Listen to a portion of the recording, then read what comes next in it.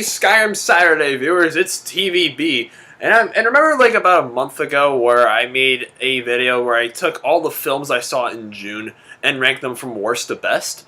Well, why not make, like, that video, I was a little surprised, I was pleasantly surprised by the amount of support that got. So I decided, okay, why not make a video where I take all the films I saw in July of 2017 from worst to best. So yeah, we're going to make basically similar format, you know, another Skyrim video where I rank all the films I saw in July from worst to best. And yeah, I didn't see as many movies this July as I did in June. And keep in mind, this like ranking is based entirely off of my opinion and from what I've seen.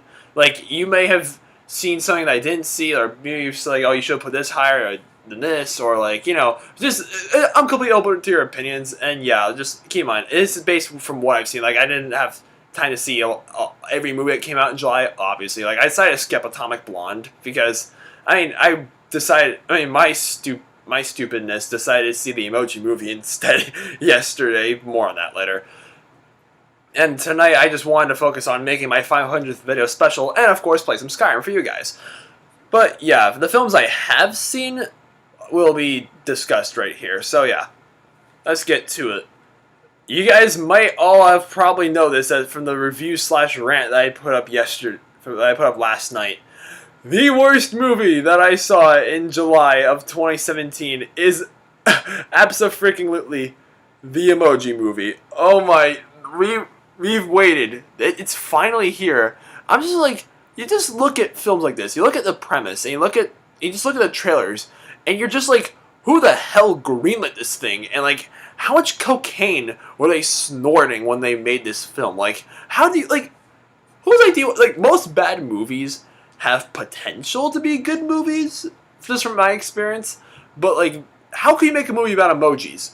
Like, how? This movie is like filled with cliches, and it's like, and the characters it's all so annoying, and it's like, it's so trendy. It's basically a humongous product placement, and it's not like the Lego Movie where it's a cool product placement. The entire movie is just a whole bunch of different product placements, and it's just like, how they get all the rights to do all this? Like, Sony, what are you guys thinking? Like, I'm really worried about the future of Sony, like, film studios or whatever you want to call them. Like, they're making so many bad choices at the film. Like, why did they cancel Popeye? Like, a Popeye movie would be so cool. Like, a computer animated Popeye movie, because, I mean, I've seen that done well in recent years, where they take, like, a classic cartoon and make it, like, you know, suitable for a modern audience. Like, I mean, the Peanuts movie did it well, Captain Underpants did it well. Why can't I just, like, why did they scrap Popeye to make a movie about goddamn emojis? Like, emojis are just things on a phone. Like, you're just trying to you're catering way too much to younger demographics. Like, younger demographics just love, you know, all things trendy. You're just like, no, you're making them stupider. Like, parents, please, do not take your kids to see this movie. Like, you're going to regret it, and you're going to make your kids stupid. Like, just stay home, and, like, if you have a Blu-ray, just watch Zootopia, or, like, Kubo and the Two Strings, or Moana, or Lego Batman, or, like, there's plenty of better family-friendly films that have come out in like, recent memory that are way better for your kids than this pile of trash. Like, what is it? Like, all the jokes are so unfunny. Like, the poop emoji, yeah, like, of course, it's, like, puns after puns after puns. And there's this subplot with, like, Gene, like, who's, like, the Met emoji, or he's supposed to be a Met, but, like, he's got, like, multiple expressions, yeah, oh, cliche story at most, like, oh, nobody likes me, I gotta rise and be his hero. And his parents, like, you know, why, like, the whole point of the emoji movie is that he has to take his new job in this whole, like, in the whole emoji business. But, like, his parents aren't that old. They don't need to retire. They don't need to give up their job for their son just yet. And yet, they have this whole subplot, too, where they're, like, having problems with their relationships. It was every scene that his parents weren't just made me, like, facepalm so hard. It was like, oh, my God, just take it off the screen. Oh, this movie's such a drag. And, like, freaking Jailbreak, it's just a Wild-style ripoff. Like, oh, my. And, oh, the villain, Smiler. Smiler has been one of the worst villains I've seen in years. She's just that bad at being bad. This film, it drags out for too long, and it's full of plot holes, and just a lot of things don't make any sense. Just how the hell this movie was even created, like, it baffles me. And it's going to baffle me for years to come. Like, it's better than Norma North. It's better than Ice Age Collision Course, but still, it's like a contender for one of the worst anime movies I've ever seen. Alright. Now, the remaining 3 films that I saw in July, like the Emoji Movie was the only film I saw this month that I actually disliked. These last 3 films are all actually really well made films, and I feel bad that I'm putting them in a ranked list. That I have to say that this is the second worst movie that I saw this month, when it really is not a bad film at all. And that, my friends, is War for the Planet of the Apes.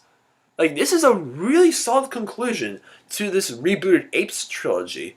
Like, Andy Serkis, people are saying, like, just give him an Oscar for, like, his portrayal of Caesar. He should have been nominated for Gollum in The Lord of the Rings. Like, seriously, Andy Serkis, he's one of my favorite actors. This guy's an absolute legend. Like, he nails it as Caesar. Like, Caesar is a character.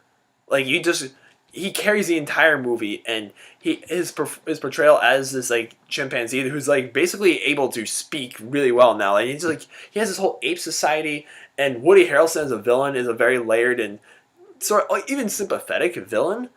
And it's like there's so much going on under the surface, even though it's called War for the Planet of the Apes, but there's a lot more than just gunplay and fight scenes. It's like it's a slow burner, and that was just a little bit of a turnoff for me. But you know what? It was okay, because everything that happened was just so grabbing. And the score. Whoever composed the music for War for the Planet of the Apes, like, I can't believe I forgot to say this in my review. It was amazing. The music throughout War for the Planet of the Apes, like, I don't really recall the scores in the first 2, like, in Rise or Dawn of the Planet of the Apes, sticking out to me as that much.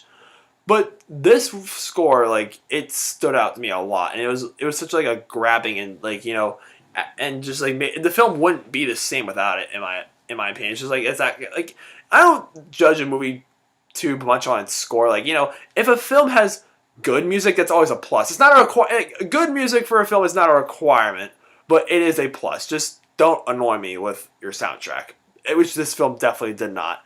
And the visuals are wonderful. And again, there's not a whole lot of action, but when there is action, like, the action is superbly done. And it's thought-provoking. It's like, it's it's touching. Like, they ended off the Apes franchise like this. Like, and I'm happy about it. But I also would be happy if they were planning, like, make more, like, new Apes movies. But I feel like now I'm thinking about it, it's good they ended it off as a trilogy. Because I'd rather see a film franchise have like a few great films and just end well on its own terms than to drag itself out for too long and go down the same path that some other franchises have. So maybe it is better that like they ended off the rebooted Apes franchise off with just 3 films. The way it ends, like, yeah, they don't plan on making a 4th like rebooted Apes movie, which is fine. Like, it's just everything about War for Planet of the Apes, like, it's all well done. It's like this like trilogy has to be like one of my new favorite trilogies in cinema history. Like, it was just a very like Rise and Dawn of the Planet of the Apes. In my opinion, War for the Planet of the Apes it doesn't hit the same height as Rise or Dawn for the Planet of the Apes, but it's still a very like I'm still very happy that this franchise ended off as good as it did. And yeah, like Andy Serkis, Woody Harrelson, everybody in this movie was great. And the apes, the whole like humanity aspect, like, as well. I want to learn more about this world that they're now living in now that society's crumbled, and yeah, there's a rising planet of the apes and this whole war between the apes and the humans. But the film is just, it's definitely gonna, like, this whole like reboot franchise is gonna go down as one of the best reboots in movie history. Like, I can confidently say that. Alright, the second best film that I saw in July of 2016 is, yeah, Dunkirk. Christopher Nolan. Does this guy ever disappoint?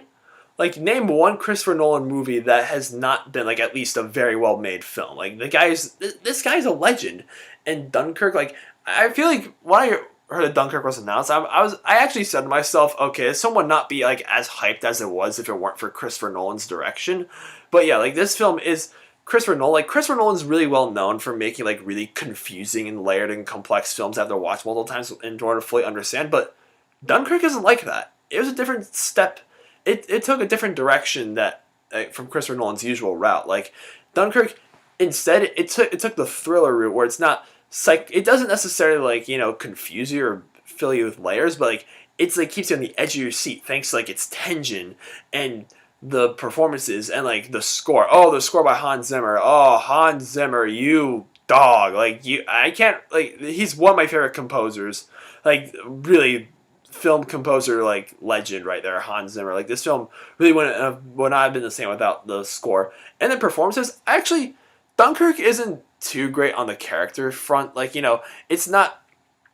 None of the characters are very well developed, but that's okay. Like, don't see Dunkirk for the characters. Like I said in my review, see it for like the tension, the pacing, the score. Like the score itself is worth the price of admission, but like the performances, even though the characters weren't super well fleshed out, they're still like the performances are still very well done. Like Tom Hardy's in this movie, like briefly of course, but like when he was on screen, like yeah, he stood out. And Harry Styles of all people actually acted well in this film. Like it's great for you, Harry Styles. Like after everybody from One Direction went their own separate ways, this singer actually found like a new light for himself, and that is with acting. Like I've seen like singers take bad transitions from singing to acting, but I'm happy that Harry Styles didn't go on that same path. It's funny, like when One Direction, I got "What Makes You Beautiful" on my iPod. Like I got in 7th grade.